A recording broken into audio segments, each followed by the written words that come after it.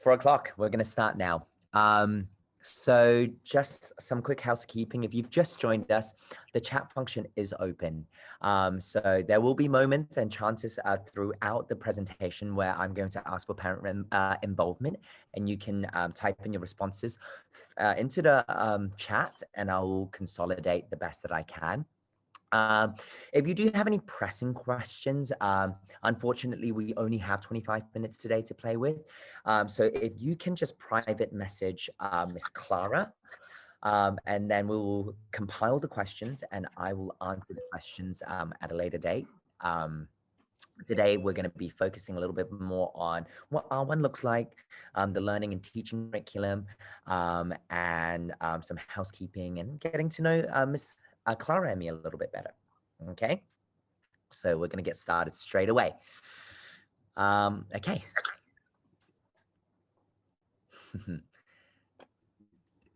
So Miss Clara is going to go ahead and unmute herself, and she gets to introduce her fabulous self, and then I'm going to introduce myself following her. Yes. Hi, moms and dads. My name is Miss Clara. There we go, just tech. This is my first year in HKIS as an educational assistant. Prior to HKIS, I was working at Faust 5 for 5 full years as a drama leader, focusing on the early years. And I'm very excited to start, and your kids have been wonderful. Thank you very much for sending your lovely children our way. And I'm Korean. I guess that's something that's a part of my identity. I'm Korean, and I was born in Hong Kong, so I'm very familiar with this area and with Hong Kong culture. So thank you so much, Miss Clara. Now, we have been referred to as the theatrical double twins. We both come from a theatrical background, so that is probably a recipe for disaster, or maybe a recipe for the best teaching life you could ever expect. But I'm really, really glad to be joined by Clara. She's really, really enriched the children's learning already. So we are very fortunate to have her in our class. And then I'm going to just give a very, very quick introduction of myself through a different kind of medium, if you would just humor me. As part of us getting to know each other, we have a project. It's called the Shoebox Project. I read the kids this book. It's called The Museum of Me. Inside of this book, the children get to experience different kinds of museum, the Museum of Art and the Museum of Natural History. And at the end, we find out that this little girl on the front cover, the best museum that she could ever think of, the museum that's most pertinent to her, is the museum of her. So she creates a museum of herself. So as part of that, I've asked the children to come home to you to create a museum of me with you. So if you remember last week on the blog, I said, get a shoebox ready, not to bring into the classroom yet, but get it ready so that you can fill it with artifacts that would best present the museum of themselves. And so here I have a museum of me, and I hope to introduce myself to you. And then you get to sit down with your wonderful children tonight, tomorrow, Saturday and Sunday, and compile a museum of them so that they can bring it into school, so that they get to share their artifacts with all of us, so that we get to know them a little bit better. So part of my museum of me, I am Chinese. I was born in China, in the Henan province. My name is Weijia. Weijia is a Czechoslovakian last name. My stepfather, who's also my adoptive father, he is from Czechoslovakian and Austrian descent. It's pronounced Via, but we say Weijia. So this is Robert Weijia, my father, my mother, Lucy Weijia, and my sister, Polly Weijia. And this is taken right on my day of my graduation from King's College London, where I exited with a BA in Communications and Linguistics with a specialism in child language acquisition.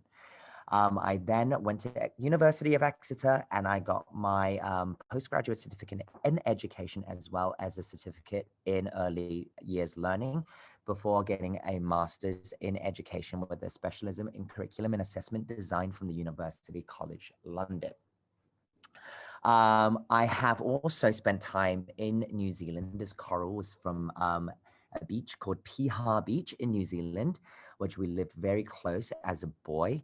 And before that, and then after that, we relocated to England, where I spent the better part of my high school, secondary school life, and also my university life. Here is a cookbook for those of you who knows me, and some of you do. I love food. Food is my passion. I love cooking food. I like eating food. I love going to restaurants, and I even host a supper club with my friends, cooking for people, for 20 to 30 people at a time. This is a nest that I found outside of my classroom in the first day of school. And I want to come back to this nest later on because it describes a little bit about my educational philosophy. And that's me in a shoebox. um, so going back into our back to school night and into our presentation, I'm going to just introduce to you some support members that we have in our R1 community. As our school counselor, everything to do with feeling, from emotional support, and also our cheerleader is Miss Lauren Seberg. She's absolutely fantastic. I had the pleasure of working with her 1 year in grade 1. And so if there is anything feelings related or some level of conflict resolution or some person that you want to powwow with some parenting strategies, she would be your go-to person. Also, there would be me. And we have Miss Melissa Sentman, and Miss Melissa is what the kids know her as, and she is our speech and language learning specialist. And Jackie Wolf, Dr. Jackie, is our school-wide psychologist. We're going to get a little technical now when we're talking about our program philosophy. So I'm just going to give you guys a few seconds to read over our program philosophy. And as you are reading, I would like you to think about some terms that you might be familiar with or terms that you might not be familiar with. And you can go ahead and type your wonderings or connections or things that you identify with as you are reading.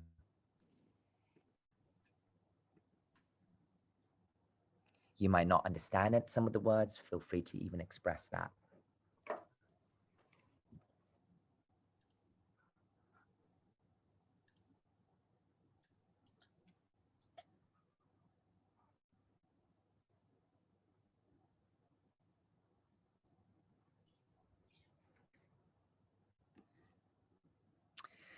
So here, some of the terms that might pop out that could be familiar or that could be a bit of a wondering might be the terms multisensory experience. It could be play-based. It could be inquiry processes. This is something that I hope to dive a little bit deeper with you guys today. And so I'm breaking it down into 5 different components that to simplify our R1 program a little bit more for us. So the first is teaching for the whole child. The second is inspired by a Reggio Emilia approach. The third is play-based. The fourth is constructivist and inquiry-based. And the last is project-based. Starting with the first, I'm going to talk a little bit about our approach to learning when we're thinking about the whole child. In R1, especially in HKIS and also in this way of education, we want to consider that a child has strength in areas of growth, not in just the academic development, not in just the cognitive development, where we're thinking about mathematical concept, where we're thinking about literacy concepts, but we want to be able to consider a child as a whole with strengths and also areas of growth in the physical development, in their emotional development, and their social development. And these are not the only 4 areas, but these are quite foundational. Other areas would be the spiritual development. And so these are the areas that we really want to be able to consider a child as having a strength in and also areas of growth in. And through our observations, we are able to spot their strength and areas of growth and be able to structure our teaching and our instructions through that. The first The first is the social emotional development. So some of the things that constitute Can you under just the go back social. to that last slide? Sorry to interrupt you, Kenny. Can you just go back Oh, to that sorry. last slide? Sorry. Previous slide, of course.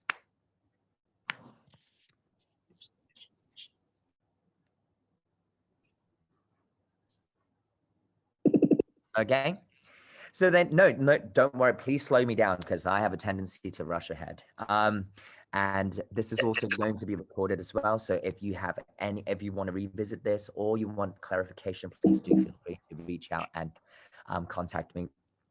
Now, part of our social emotional development, we have social skills, how the kids interact, be able to build friendship and being able to create that environment and the language for them to have those social skills.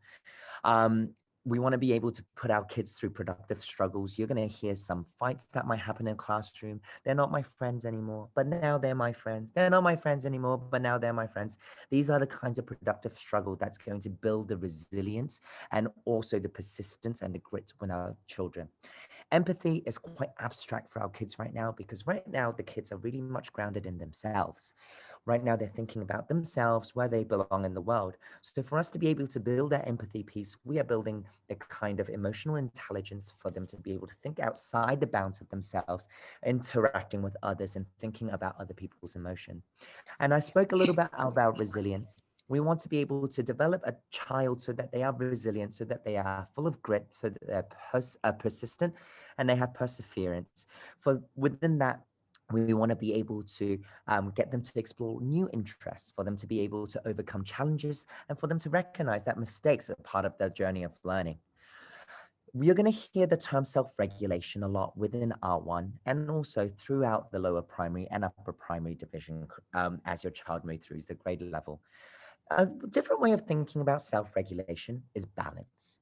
When our children are off balance, the manifestation of that is tears. They might cry, they might throw a tantrum, they might ask you for help.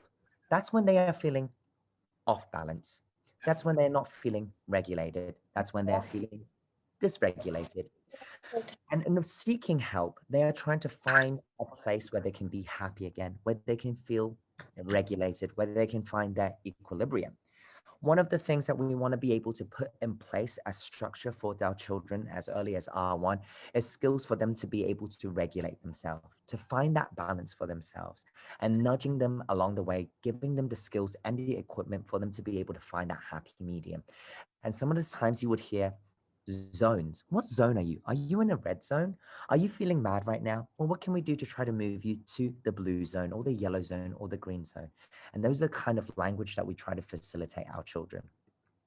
Moving on, looking in our classroom, I'm sure you guys would have seen a lot of these wooden pieces, natural pieces, flowers, blocks. And some of you guys might be wondering what this is all about. This is part of our Reggio Emilia inspired approach to learning. Reggio Emilia is a region in Italy where they have a really idiosyncratic approach to early years learning. And part of their philosophy is very much believing that not only are the teachers the main facilitators of a classroom, but that the students are also the second teachers, but also as a part of that, the classroom and the environment is the third teacher. So what we want to be able to do is to set up the classroom for it to be inspirational, for the classroom to be undefined, for materials and spaces to encourage information and wonder. What do I mean by non-defined? If we think about things like Lego blocks, if we're thinking about things like toys that has an imbued meaning, like a doll, like an action man, like Ninjago, they already are defined as Ninjago and a doll. When we think of non-defined pieces, we're thinking about sticks, we're thinking about pebbles, where the children themselves imbue meaning onto the materials so that they can create and make meaning. And that would be something that would really guide into their literacy and their abstract thinking. We want our materials and our classroom to be open-ended. We want there to be provoking. We want them to have opportunities and experiences to enrich a child's learning.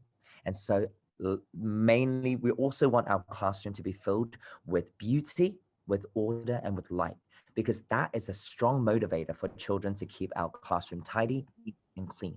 If you see a tidy, clean space, you'll be motivated to maintain that also. play-based learning. I want to reframe the idea of playing as something that only children do. If we think of play and redefine the idea of play as sense making, as making meaning, that is what our children do. Our children ask 1,021 questions.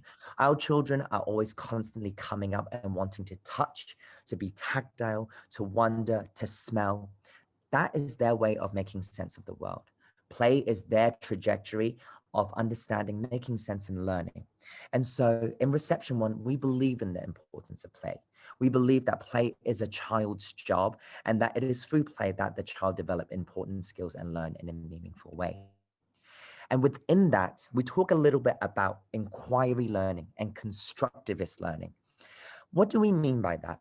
Inquiry-based learning is giving the child the opportunity to explore within their own devices.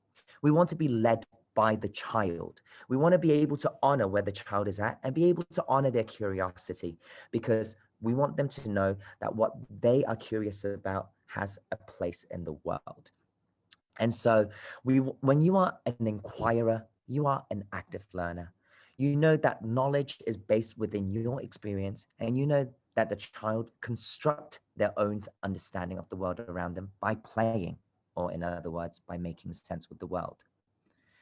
Now, what does that look like in the classroom? Projects. You might hear us say projects a lot. Projects is a way for us to be able to really invest time in a topic or in an area of learning.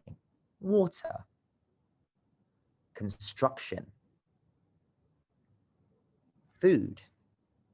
And these are the way for us to be able to really create that open-endedness, for our kids to have sustained attention in real life situations and be able to problem solve. It provides the children a way to acquire deeper knowledge and be able to really sustain their stamina for their interests. Now, I know that a lot of parents are wondering right now, but when does the academia come in? When does the writing come in? Where does the reading come in? Where does the math come in? What does that look like in R1? Within our projects, what's interwoven into that is critical components of literacy, critical components of math, where it's appropriate for the children of our age. With R1, with 4-year-olds to 5-year-olds, oral language and developing oral language is a critical component.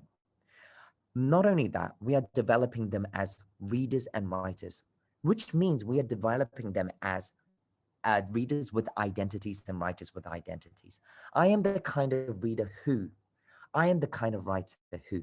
That sets a foundation for passion for reading and writing, and sustained understanding for the passion that writing and reading will be integral to your life development. We want that each child to grow in their language so that all literacy skills such as speaking, listening, reading, and writing will be able to be sustained, not just for their school life, but throughout their life. And if you want to learn more about that, we do have a literacy presentation in September the 23rd. And those are some of the things that I have covered is literacy as a source of enjoyment. We want the children to be able to sustain interest in reading and writing. As another part of our critical component is vocabulary. We want to make sure that children are developing a large bank of vocabulary through conversations. We want them to be able to develop a phonological awareness. And what that means is sound discrimination at this point of their learning. So syllable counting, knowing the letters in their names. That's going to be part of the knowledge of print. Understand the nature of print and the purposes and the rules behind print, reading from left to right. And then being able to understand letters and words. What does a letter look like? And within that, what does it look like within the word? And we want them to be able to be exposed to a large variety of books, not just fiction, but also nonfiction and also poetry. And this is what it would look like within our classroom.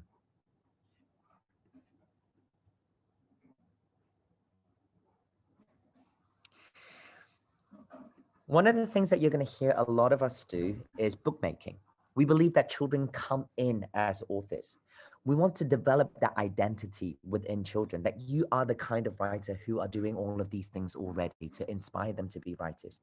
And what bookmaking looks like in R1 is drawing pictures and then telling the story. So the children, we honor them at where they're at in being able to create these books through mark making.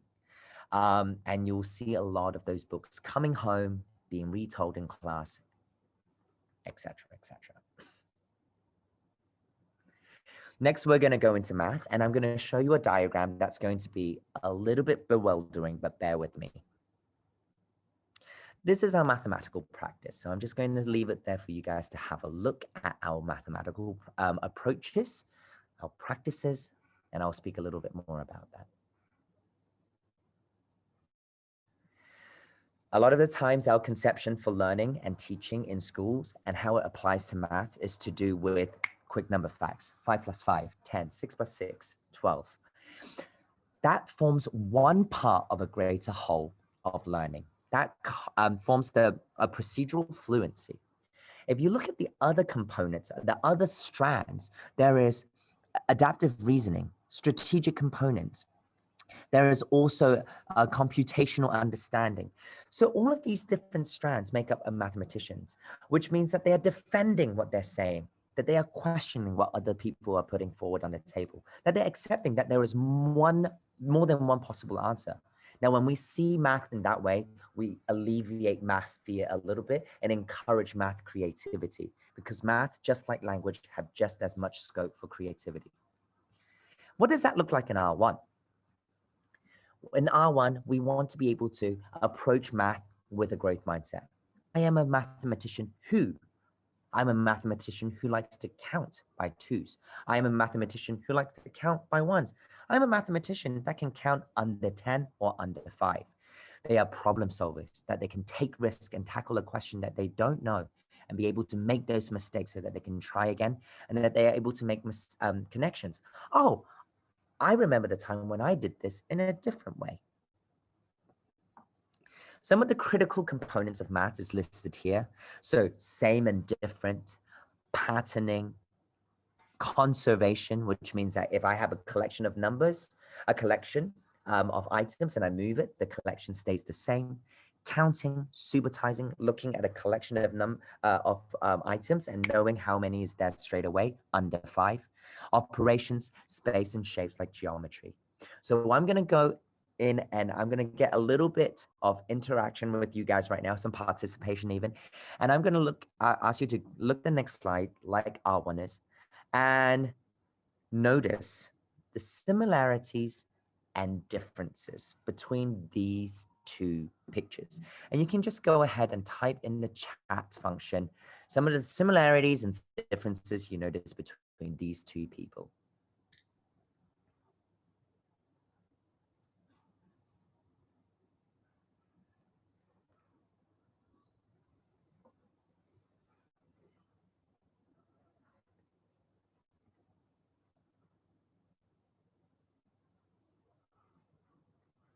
Both are smiling. Thank you very much, Michael.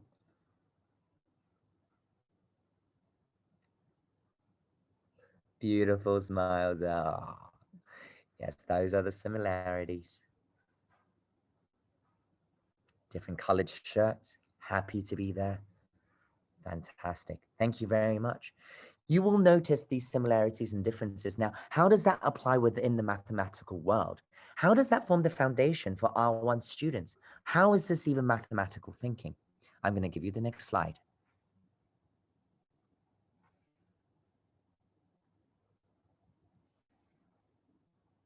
When you are noticing differences and similarities, what you are doing is you are figuring out the equality equation. You're figuring out the inequality equations. When you're thinking about when you're thinking about it in this way, then you'll understand the means that we put our children through in creating this firm foundation, that they develop this interest, that they develop this kind of inquiry, that they develop this kind of noticing for them to be able to advance into harder and more complex math later on in their learning. I have another activity for you before we go, and that is this. What do you think this is? It is not a coral. Let's see if you guys can figure out a different way of interpreting this.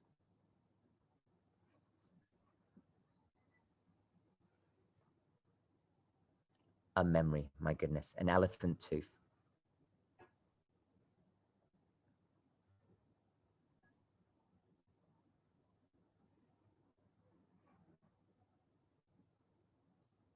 A dinosaur bone. Some kind of mushroom.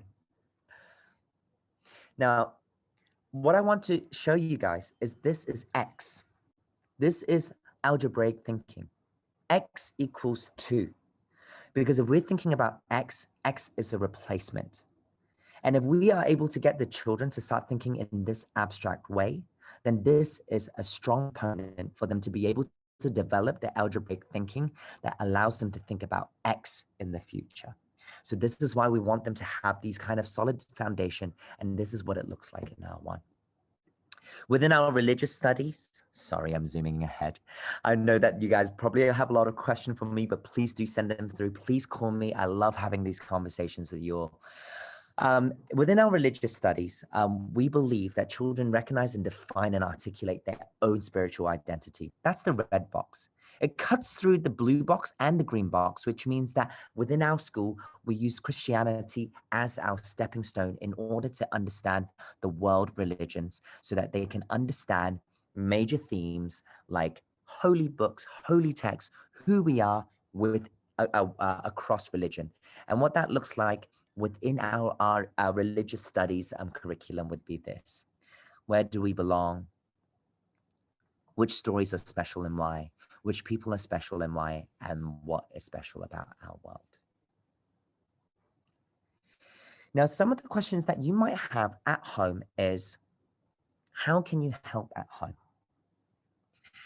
Helping at home, the way that you can help at home is to really read with your children or get your children to read to you.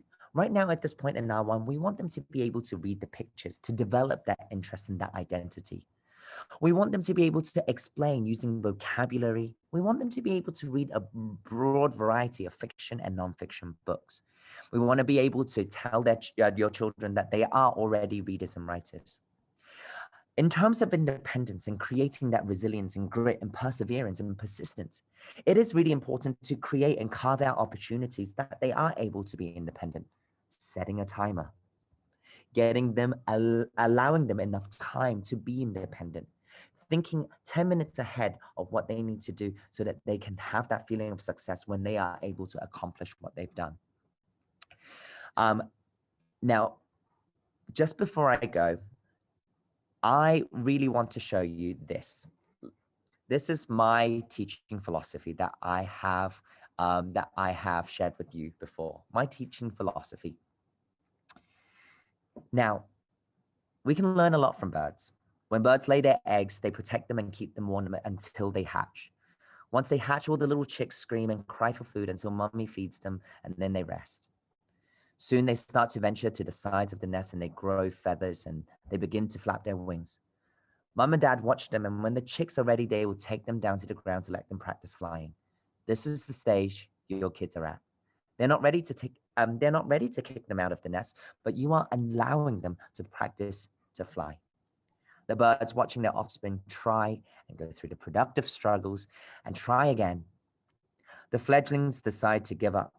They would sit down, but the parents would gently nudge them to get up and do it again. And often more times than not, they will fall on their cute little beaks and take a nosedive into some very hard dirt. But when they get up, they shake their feathers and they will try again.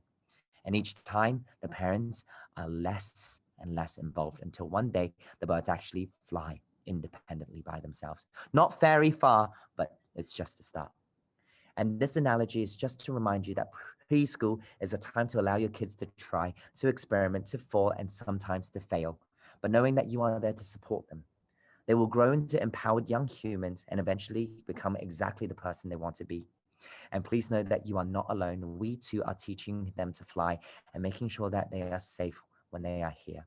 And we'll allow them to spread their wings and make mistakes and learn from their mistakes when needed. And they will learn to be in charge of their own learning and only need you from afar.